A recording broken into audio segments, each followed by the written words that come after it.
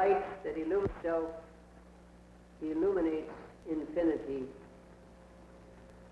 Do you worship television? Is that the way it works? No, television is more the instrument of our salvation, in much the same way as the Holy Grail for the Christians. They do not worship it. It is a symbol of a process for their realization.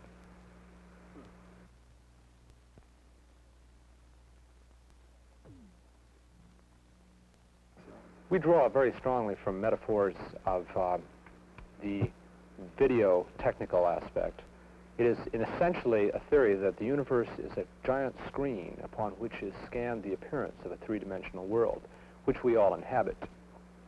We feel that man's suffering and misery derives from the fact that he is out of sync, as a TV picture can be out of focus, that our lives are filled with misery in much the same way as a bad television set is filled with snow, and that only by returning to sync with the great scan beyond the universe can we achieve any satisfaction on this mortal plane.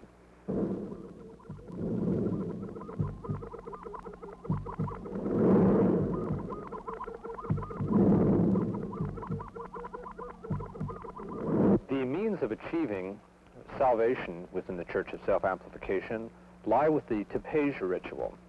In much the same way that modern technology has landed a man on the moon, we feel that the same technology can lead to a realization of inner space.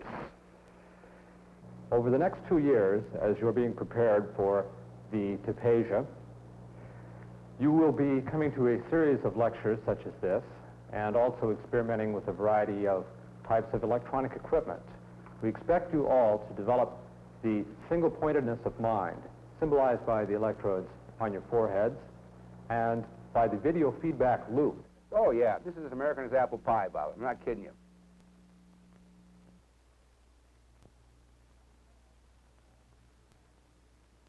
You know how many hours the children watch TV in the morning and in the afternoon? They're tuned into it. And this is the way you can actually realize your absolute full potential by way of video. It's a fantastic thing. Converging consciousness brings about the total release of all potential energy. Well, people are loaded with potential energy. We can do almost anything we want to. It's just a matter of getting it out. That's what it amounts to. And by putting everyone's psyche and their physiognomy in absolutely perfect sync, you know, there's no limit. Now, it's hard for you to understand that, I know, because you haven't been through it. It's an amazing experience, really. You see, our religion, for one thing, we guarantee you're going to reach the impossible truth. You know, you've got it. With a lot of other religions, you know, you may think that you've made it, but really you never find out until you leave this earth. And we have people that are walking around here right now, and they've made it. I've made it. I'm real happy. Actually, I used to work for an ad agency in New York. I was a VP, and I really got tired of the hypocrisy of it. You know, I just couldn't stand it. I mean, selling soap suds and stuff like that. And I came down here and joined this organization, and since I've been hired, I mean, since I came on board, I've really learned something. And I think it's something that the rest of the world should know about. Who should know better than the madman in the tree who has given up the struggle and sits? In the heartland of our country, Vidaru, a very humble television technician, stumbled against a camera in 1961 and bumped it into alignment with the monitor. In a burst of perfect realization, he came to see that all of life is compounded of multiple loops, and that if one tunes the loop, one can achieve synchronization. Well, the Telemahandi is our leader, and he's our prophet. That's the main thing. He's been able to perfect his consciousness so far beyond what most of us have been able to achieve in the impossible truth that, well, as I said before, you just can't understand it unless you've been through it.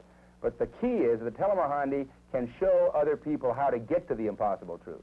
Now, most people know what they want. You know, in every field of life, they know what they want, but most of them don't know how to get there. That's a big problem in America today. People know what they want, but they can't get there. The Telemahandi tells them what it is. The impossible truth cannot be defined. It can only be experienced. And then he helps them get there. For you to truly appreciate it, you would have to join the church. That's the name of the game.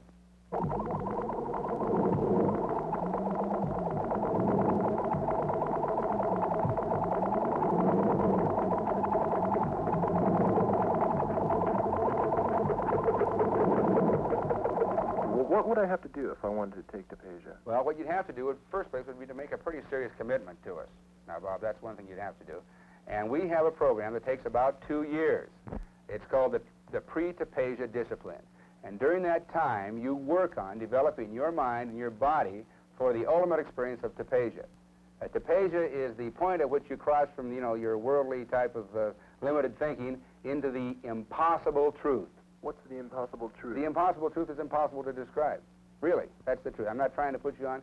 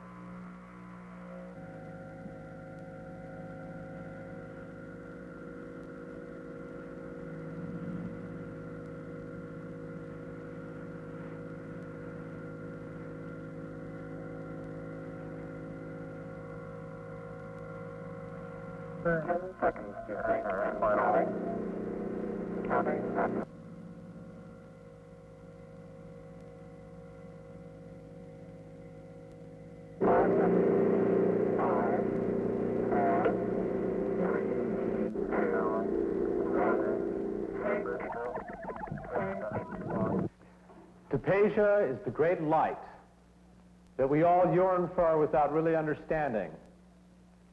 Let us press our faces close to this window and perceive through it the glittering flame of our salvation.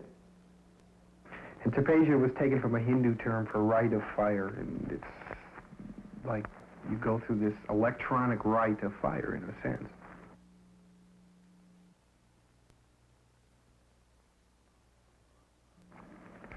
And it involves biofeedback and image feedback and sensory feedback outside and inside of your body.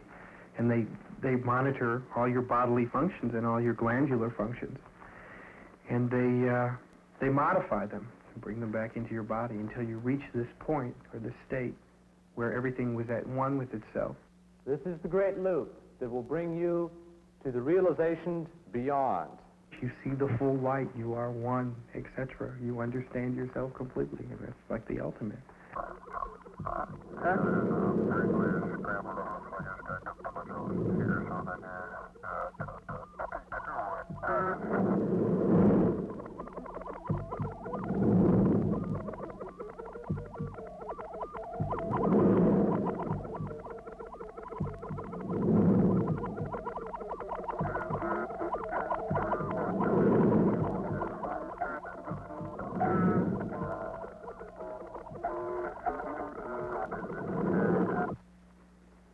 Well, I was living with a friend. We had just gotten out of school.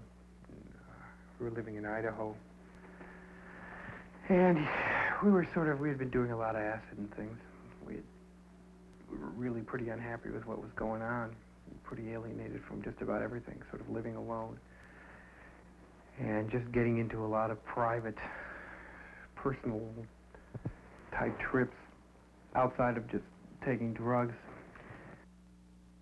He split for California for a couple of weeks or so, and I got a letter back from him after a couple of weeks, and he said he'd met this man who just turned him on to this thing that was exactly what we wanted. It was like something we could both really get into, and it involved video and biofeedback, and it was like turning yourself into yourself, which was what we weren't able to do. And it was something that was caught up in a lot of electronics and new technology, which we were sort of interested in a very amateurish sort of way. And it sounded really good, though. I mean, he was just the most enthusiastic I've ever encountered. Well, so we went and I joined the church, which he had already been a member of. And I was indoctrinated, as it were, into the pre-tapagea discipline. And when you begin this discipline, you give up all your worldly possessions. You don't need them. You don't want them. I mean, you're so far above it, there's no need for it. You give up everything, you know, and you just give it to them. Now, I'm glad that that point was brought up because we have started to experience a little bit of adverse reaction in the press, and it's based on misunderstanding, frankly. Look at Billy Graham. Look at Oral Roberts. Now, those guys don't talk off of soapboxes. They use very expensive mediums to get to the people, and that's just what we're doing. Our church is not based on the idea of aggrandizing a lot of money, but it does require a certain amount of money, and we have to use material things to attract people to our cause and also to enable them to reach this absolute, total, ultimate experience. So that's the way the money situation sets up. It was called the Temple of Self-Amplification, and it was like something like I'd never encountered before. And we lived in this giant mansion in Southern California in a basement with no windows. Beautiful outside, but you never saw the outside, you know, like you were always inside of the damn thing.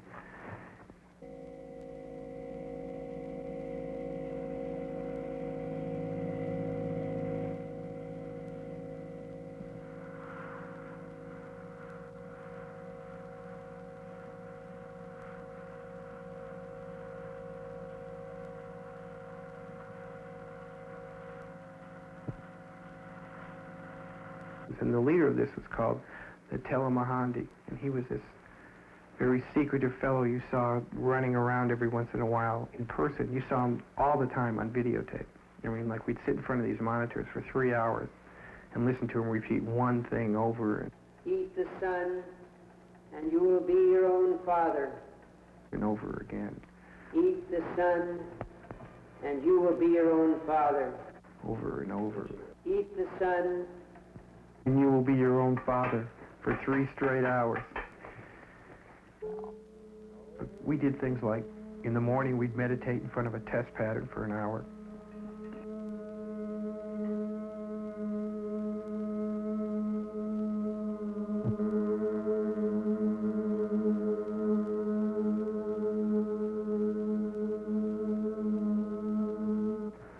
Well, yeah, I think that Telemahandi was a good-intentioned man at the beginning, and he was really sincerely believed in what he had found and where he was at. But when I was there, which was 72 and 73, he started having people in office, a front office, and they sort of took over the church, and they sort of lost sight of the ideals, and what they wanted now was expansion and universal enlightenment. The whole organization seemed geared towards self-expansion, you know. They started wanting to sell themselves instead of help themselves or help their members. And their members became just part of the organization of self-amplification, of self-sell, you know, and beating their own drum. We're really going to go big time, as a matter of fact. As you know, the Telemahandi developed the program, and now we're going to take that and expand it and use all the media. We've got a lot of our media people, and we're hiring more staff right now. And I'll tell you, you're going to see the Temple of Self-Amplification on car cars and outdoor boards and the radio, on the TV all the time. You won't be able to walk down the street without hearing about it. This is the Bitterroot Telemahandi. If you want to step up here a little closer, you can see him. He's one of the great prophets of our time who has given us the scriptures on how to You know who the great prophet was? Jesus. Jesus was one of the greatest prophets with He was the great. Mohammed and the great Oh, Hammond, I the know. Brahmins and the great Well, a lot of prophets. the Paul, gurus of Peter. time. The Bitterroot Telemahandi brings together the spiritual wisdom of all of the great prophets. And then you In a new then you get system, a book there. you get not only a book as you go through the system, but you get the ability to use electronic technology to generate a great video feedback loop yourself that will generate a peace and tranquility within inside of you that you've never experienced before. Well, I did that when I got baptized. Well, actually, the Telemahandi doesn't really have the time to deal with the public. He spends almost all of his time taking the disciples through the pre-tapagea experience, which is, as you realize, a very time-consuming thing. However, we've got a great series of videotapes we've put together, and we expect to do an awful lot with them. We've got 4 tapes in all. The series costs $29.95 plus tax, and they're available from Post Office Box 18, Glendale, California. Now, of course, these tapes don't really give you the same experience that you'd have if you went through the temple, but they'll give you an idea, and they're just fantastic. I'll show you. We expect to do an awful lot with these tapes, by the way.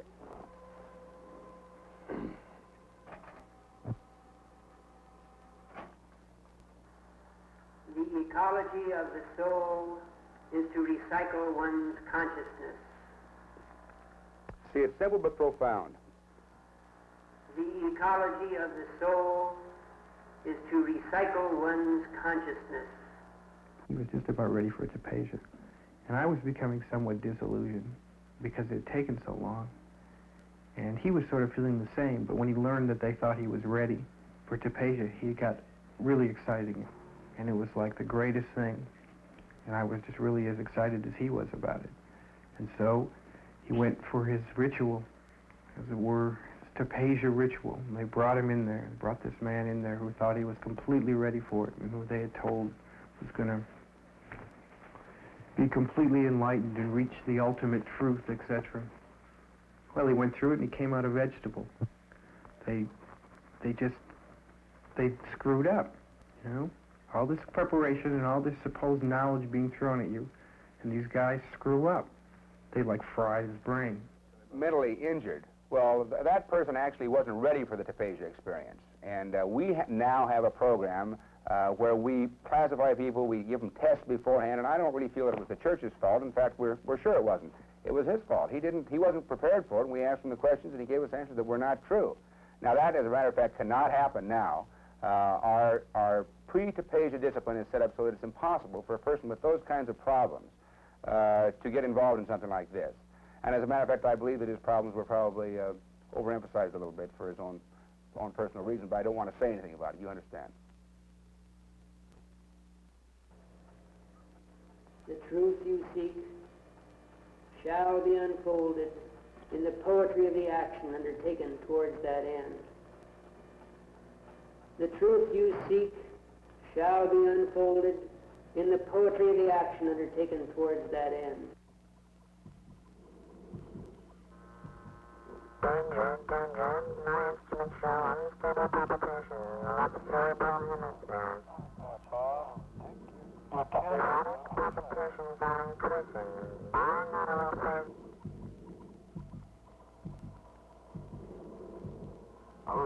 Slip the red beam of what's the black level? We now have a critical phase shift in the occipital lobes. Oh, hey, keep that level down there. Keep that level down. Out of frame. Out of frame. Increase cerebral stimulation.